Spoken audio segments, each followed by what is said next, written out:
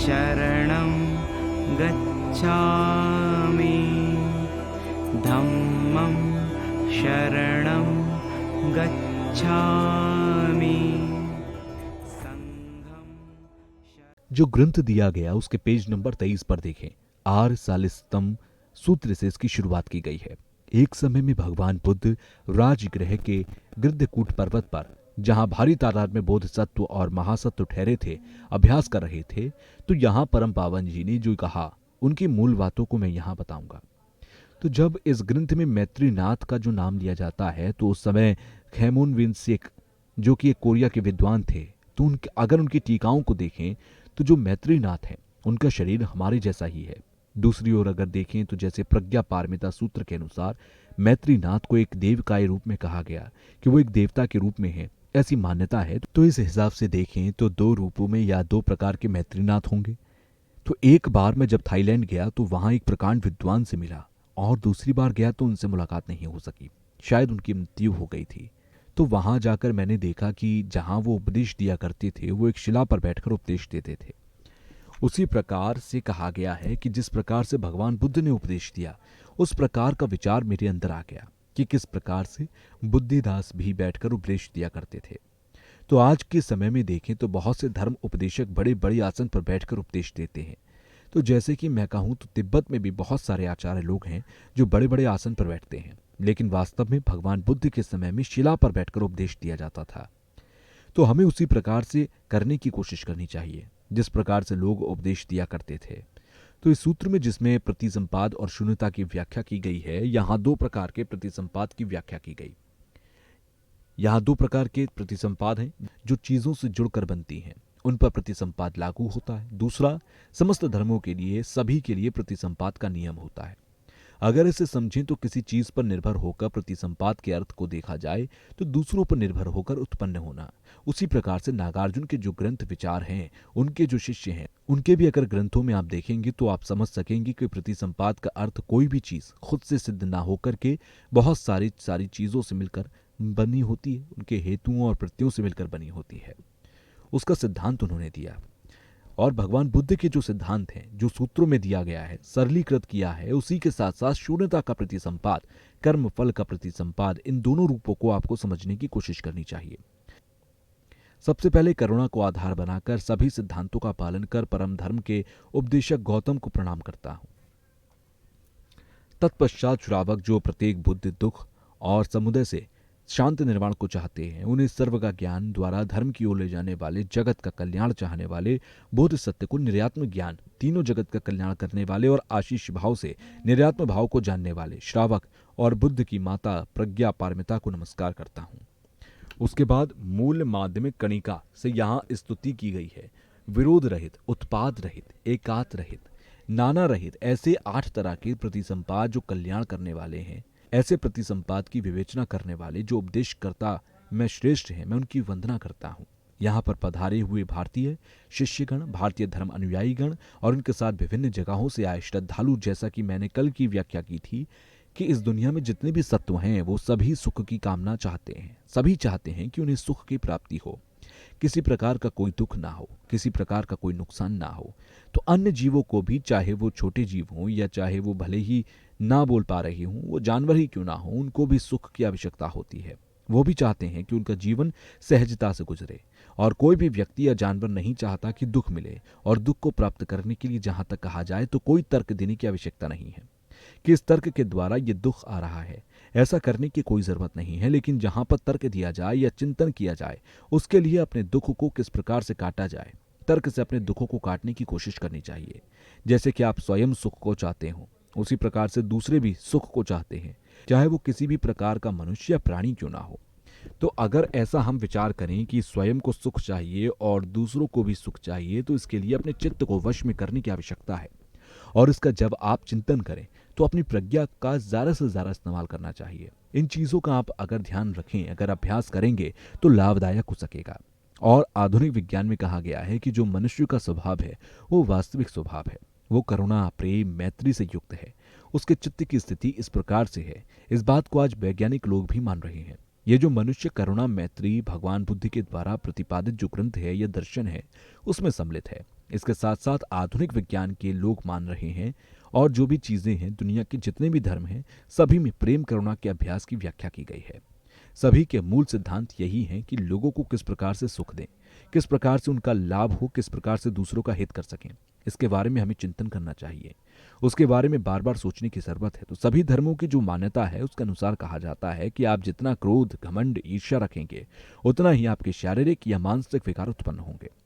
उसके विपरीत जितना ज्यादा आपके अंदर करुणा, मैत्री, प्रेम होगा, उसी के सहयोग से आपका जीवन खुशहाल होगा। और प्राचीन भारतीय धर्मों के अनुसार कहें और कहते भी आ रहे हैं कि हमारी 5 इंद्रियों के कारण हम परम सुख को प्राप्त नहीं कर सकते।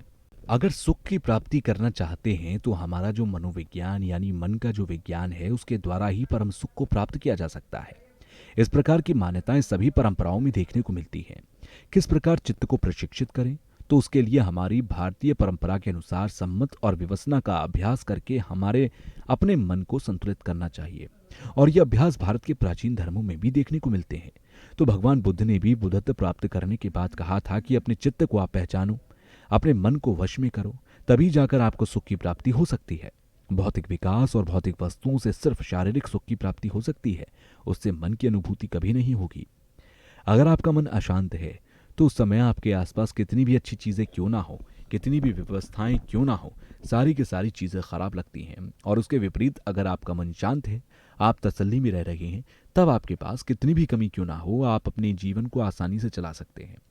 तो इसके आधार पर वैज्ञानिक लोग भी मान रहे हैं कि भौतिक विकास से मानसिक सुख की प्राप्ति नहीं हो सकती।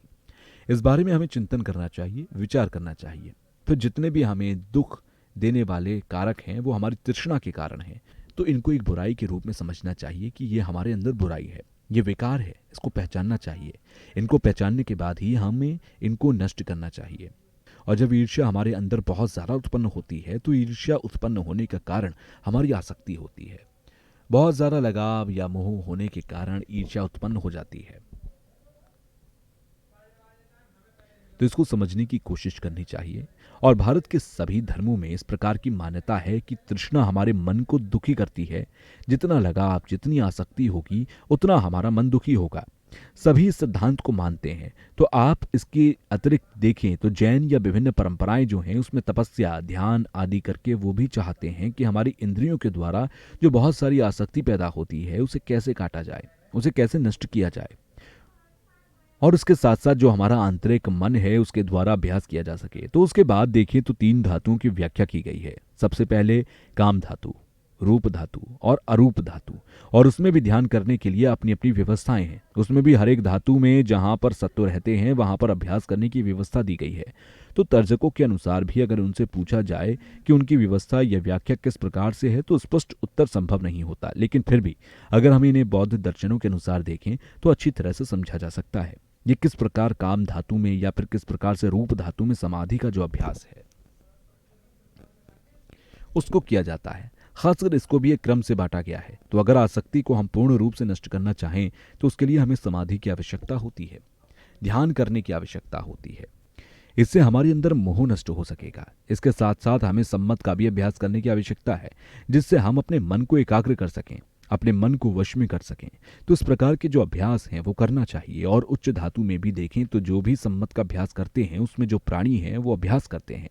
बौद्धों के अनुसार अगर देखें तो भगवान बुद्ध ने सबसे पहले मनुष्यों के लिए जो अभ्यास करने की विधि बताई है वो सम्मत विवेचना का अभ्यास उन्होंने प्रतिपादित किया। इस पर चलकर आप बुद्धत्व को प्राप्त कर सकते हैं। उन्होंने इस प्रकार से व्याख्या दी है।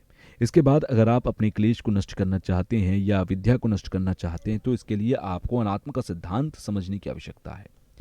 बिना अनात्म के सिद्धांत को समझे आपके अंदर जो क्लेश या मोह है उसे आप नष्ट कर दें, ऐसा संभव नहीं है। तो जो 3 प्रकार की अविधातु कही गई हैं उसमें भी क्लेश को पहचाना चाहिए। इससे पहले इसकी स्थिति किस प्रकार से थी और क्लेश के द्वारा ही मन दुखी होता है। और इस प्रकार की परंपरा सभी धर्मों में मानी जाती है कि हमारी जो अविद्या है या ज्ञानता है इसके कारण ही हम दुखी होते हैं। भगवान बुद्ध ने जिस शील प्रज्ञा की व्याख्या की है उसका ध्यान अध्ययन करना चाहिए। और हमारे जो 3 प्रकार के विष हैं, जिसे त्रिविष कहा जाता है, राग, द्वेष, मोह, इसको किस प्रकार से नष्ट किया जाता है, कैसे हम इन चीजों से बच सकें।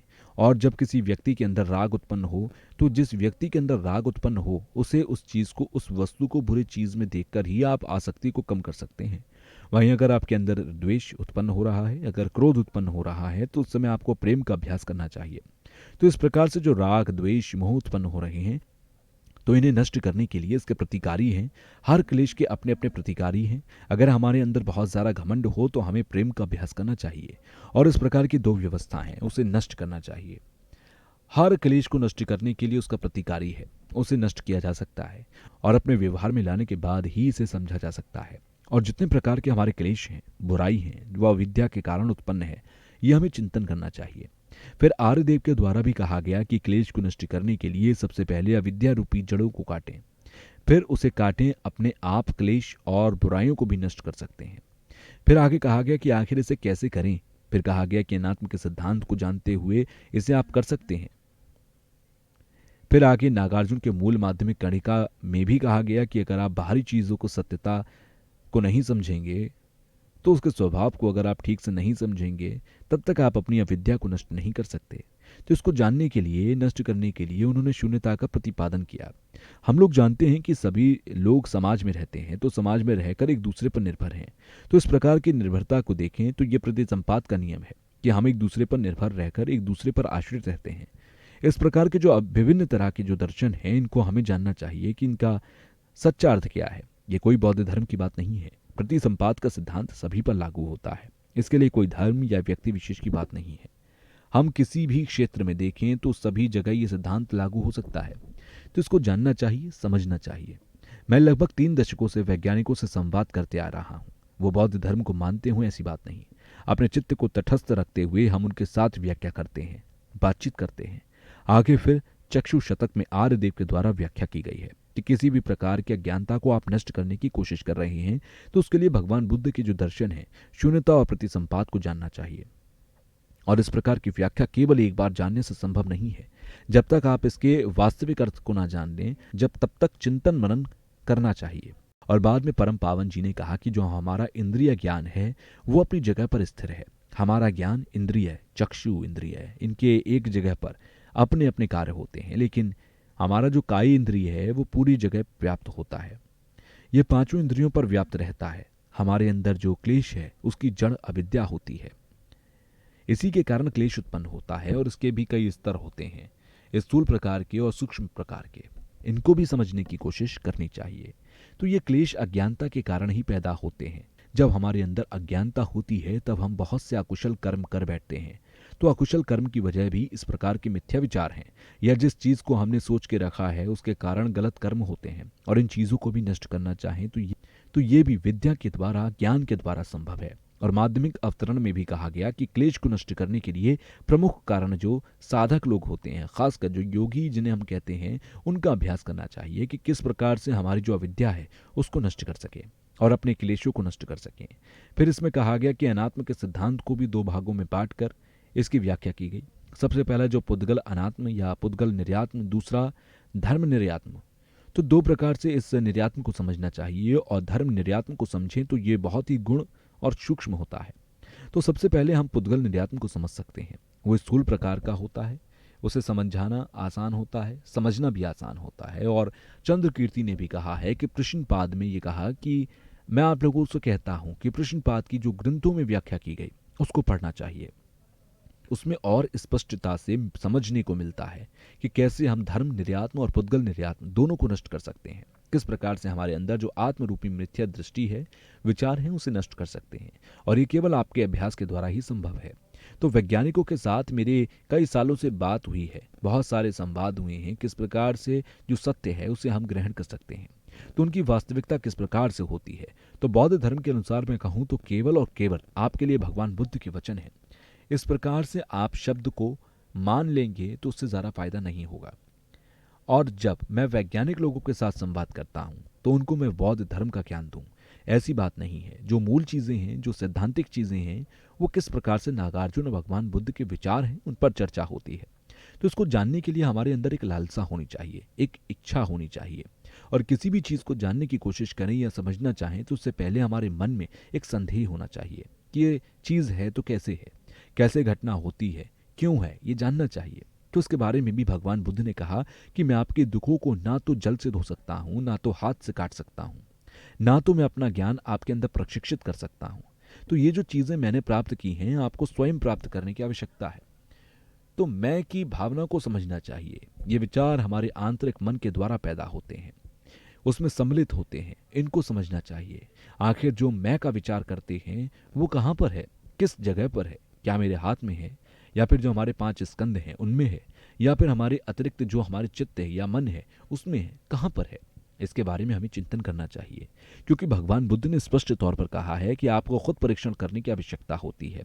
पुद्गल निर्यात्म को समझना, जैसा कि मैंने पूर्व में कहा, कि थोड़ा सरल होता है, उसको समझा जा सकता है, और मन और शरीर दोनों को वश में करने वाला ऐसा हमारा विचार है कि कोई बाहरी तत्व है, कोई स्वतंत्र सत्ता है जिसे हम आत्मा कहते हैं, जो इन्हें वश में करते हैं और उसी के अनुसार कार्य करते हैं, चिंतन करते हैं। आप लोगों को इसका परीक्षण करके चिंतन करना चाहिए। ऐसा बिल्कुल नहीं है कि मैं बिल्कुल नकार रहा हूँ, बौद्ध धर्म में ऐसा नहीं है, मैं ऐसा बिल्कुल भी नहीं, बल्कि समझना चाहिए कि जो चीज़ हम देख रहे हैं वो किस प्रकार से है, और जो मैं या पुद्गल की संज्ञा दी गई वो 5 स्कंधों पर निर्भर होकर के एकमात्र मैं या पुद्गल का नाम दिया गया, ये किस प्रकार से है, इसका चिंतन करना चाहिए, इसे समझना चाहिए।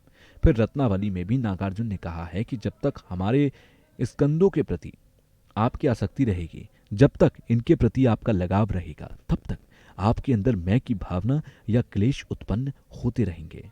तो आपको मैं और मेरे की भावना को समझने की कोशिश करनी चाहिए।